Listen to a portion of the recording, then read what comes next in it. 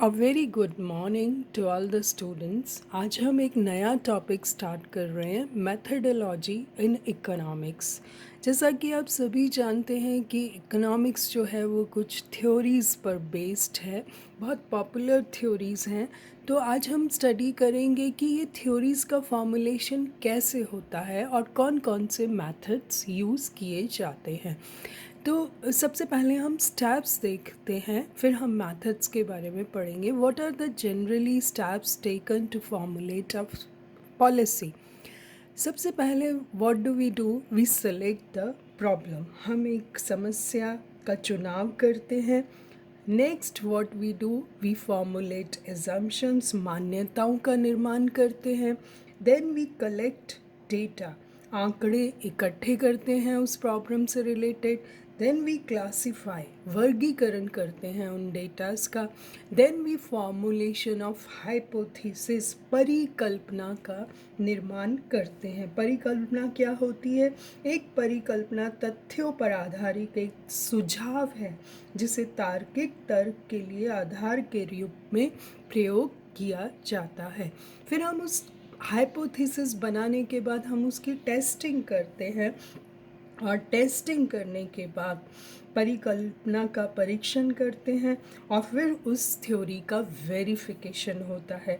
और वेरिफिकेशन अगर रॉन्ग होता है तो हम रिजेक्ट कर देते हैं, और राइट होता है, करेक्ट, तो उस या फिर करेक्शंस के साथ उसको अप्लाइड इन इकोनॉमिक्स, वो व्यवहारिक इकोनॉमिक्स का हिस्सा बन जाती है, व्यवहारिक अर्थशास्त्र का हिस्सा बन जाती है। तो आपने देखा कि किस तरह से जब वो हिस्सा बन जाती है, then we can forecast the coming events in economics. जब इस तरह से थ्योरी का वेरिफिकेशन हो जाता है, और अगर रिजेक्ट हो गई तो उसको यूज़ नहीं किया जाता, लेकिन अगर वो सेलेक्ट हो जाती है या वो अप्रूव्ड हो जाती है तो वो that is applied in economics. तो आपने देखा कि थ्योरीज किस तरह से फॉर्म्ड होती हैं।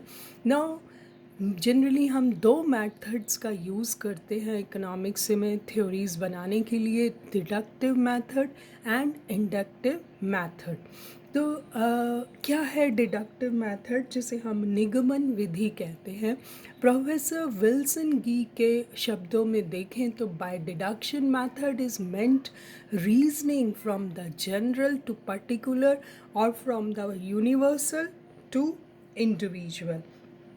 इसका अर्थ है सामान्य से विशेष की ओर या समष्टि से व्यष्टि की ओर।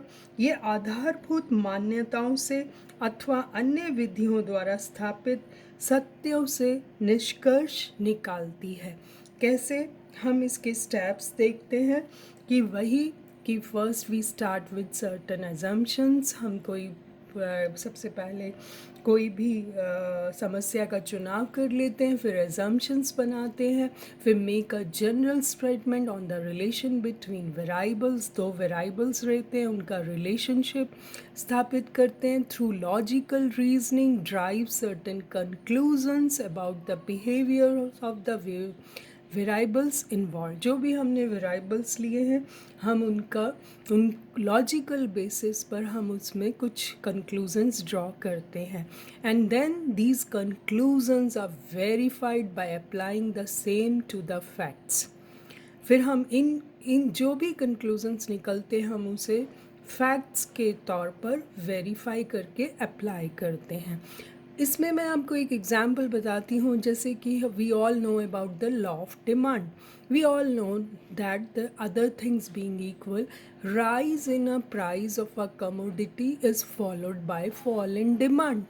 ये एक जनरलाइजेशन है कि जब भी किसी वस्तु की कीमत में वृद्धि होती है, उसकी जो मांग है वो गिर जाती है, फॉल हो जाती है।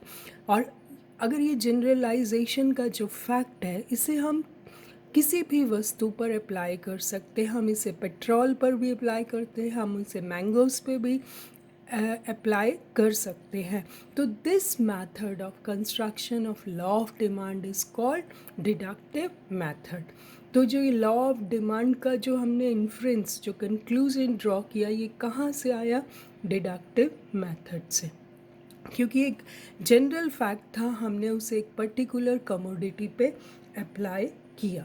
तो मेरिट्स क्या है डिडक्टिव मेथड की? The application yields exact and true conclusions.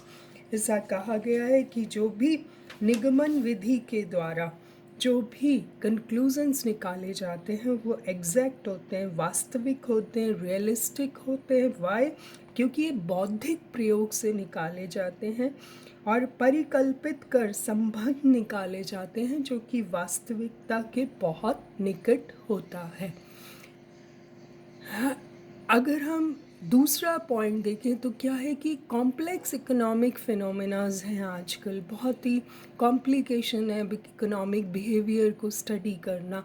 तो where the cause and effect are mixed up, जहाँ पर कारण और निवारण या उसके इफ़ेक्ट्स को अलग करना मुश्किल होता है, वहाँ पर डिडक्टिव मेथड हमें बहुत यूज़फुल रहता है। Because it is very simple and easy of application, बहुत सरल है, स्पष्ट है। बहुत ही थोड़े से समय में हम इससे निष्कर्ष निकाल सकते हैं। And when data is not applicable at all और inadequate in such a situation, very reliable, बहुत पावरफुल टूल है ये हमारे लिए। जैसा कि कहा गया है कि निगमन विधि अतुलनीय है। जब ये उचित नियंत्रण में अपनाई जाए तो ये खोज का सबसे शक्तिशाली औजार है जो मानव बुद्धि द्वारा कभी प्रयोग किया गया। कभी कभी प्रयोग करना संभव नहीं होता, पर अक्सर हम इसका यूज़ करते हैं कंक्लूजन्स ड्रॉ करने में। सर्वव्यापक है, एक सबसे बड़ी बात है कि ये सर्वव्यापक है, यूनिवर्सल है, जो कि applied to all and every similar situation. तो इसका सबसे बड़ा फ़ायदा हमें यह है कि कॉम्प्लेक्स सिचुएशंस में बहुत हेल्पफुल होता है जहाँ डेटा कलेक्शन इम्पॉसिबल हो। लेकिन जैसा कि आप जानते हैं कि हर चीज़ के साथ लिमिटेशंस जुड़ी होती हैं। तो इसकी लिमिटेशंस क्या है कि कभी कभी गलत मान्यताओं का भी चुनाव कर लिया जाता है, जिससे क्या होता है कि जो इन्फ्रेंसेस हैं वो रॉन्ग हो जाते हैं या पार्शली ट्रू होते हैं। और ये economics refuse to admit any flaws. सबसे बड़ी बात है कि ये कोई भी कारण से हम इसे सर्व मान्यता देनी ही पड़ती है। कभी कभी ये डेंजरस भी हो जाता है if practical policies of a nation are based on it, और वो गलत हो जाएं तो ये सर्वव्यापी नहीं रहता और इससे जो प्रिडिक्शंस होती हैं वो गलत भी हो जाती हैं।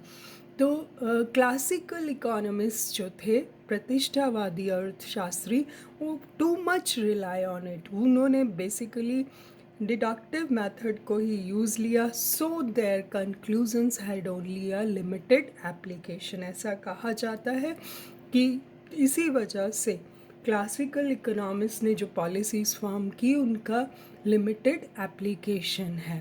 बट हम ऐसा प्रोफेसर लर्नर भी कहते हैं, यह विधि केवल आराम कुर्सी पर बैठकर किया गया विश्लेषण है जो सर्वव्यापी नहीं माना जा सकता।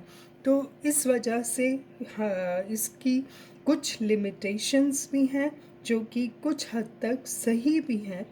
हम इसको कंपेयर करेंगे दूसरे मेथड के साथ।